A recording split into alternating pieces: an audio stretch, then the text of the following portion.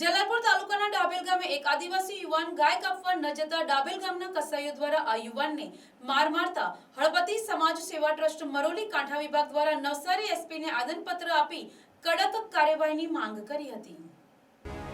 જલાલપુર તાલુકાના ડાબેલ ગામે રહેતા હસન હમ એકલવાયા, હુસૈન હમ એકલવાયા, શોકત હમ એકલવાયા, ઉસ્માન હમ એકલવાયા, શહેનાઝ હમ એકલવાયા, સુગ્રા શોક્ત નાઓએ દીપક કાળીદાસ હળપતિને કામે રાખેલ અને એ સમયે ગાયો કાપવાની કહેતા દીપક હળપતિએ કામ છોડી દીધેલ। જે બાદ દીપક કાળીદાસ હળપતિ કે જે પોતાનું કામ પતાવીને જઈ રહ્યો તે સમયે ડાબેલ ગામના જ કેટલાક કસાઈઓએ તેને રોકીને ગાય કાપવા માટે આવવાનું કહેતા દીપક હળપતિ આ કામ કરવાની ના પાડતા આ કસાઈઓ દ્વારા દીપક હળપતિને મારવામાં આવ્યો હતો, જેથી દીપક હળપતિને સારવાર અર્થે નવસારીની સિવિલ હોસ્પિટલમાં ખસેડવામાં આવ્યો હતો।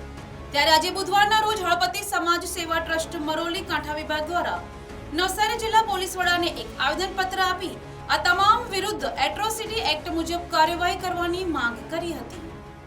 અમારું નામ સુનિતાબેન દીપક હળપતિ છે। અમને સખત લોકો મારવા આવે છે। ફળિયાવાળા બી કોઈ અમને સાથ નથી આપતું, બધા બીઓ છે સખત દુમકી બોબી એ કામ પર નહીં જાય એટલે સારું ગાય કાપાય ની કરવા જાય એટલે મારો માર કરે છે। ખેતીમાં કામ કરવા જાય છે। એ લોકો એમ કે કામ કરવા નહીં આવે, ગાય કાપવા નહીં આવે એટલે મારો માર કરે છે। અગાડી અમારા ઘરમાંથી બધું લઈ ગયેલા, અમે ગયેલા અરજી લખાવલી બરાબર, પણ અમારી અરજી કોઈ લીધેલી નહીં ને અગાડીના અમારા વાહન બી લઈ ગયેલા તે કઈ આપેલું નથી અમને। કપડાઓ લઈ ગયેલા તે બી કઈ આપેલું જ નથી।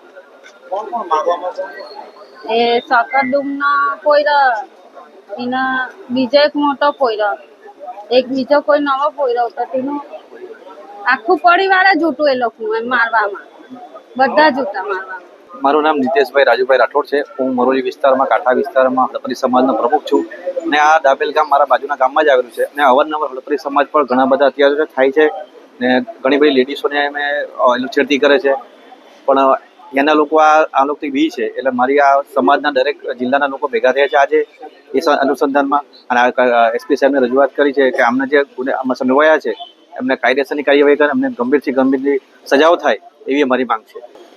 અહીંયા ગરીબ આદિવાસી સમાજના હોય છે એમને 5,000 10,000ની લોભ લાલચ આપે છે ને પછી પૈસા વારવાના છે એમ કરીને એમને વારે ઘડી એમને ઘરે બોલાવે છે ને ખેતી કામ માટે ને સાથે સાથે આ ગાયને કાપવાની પ્રવૃત્તિ માટે એ લોકો જોડે છે। ગાય કાપવાનું ના પાડતા એમને સામેથી હુમલો કરીને અમને માર મારેલ છે દીપકભાઈ।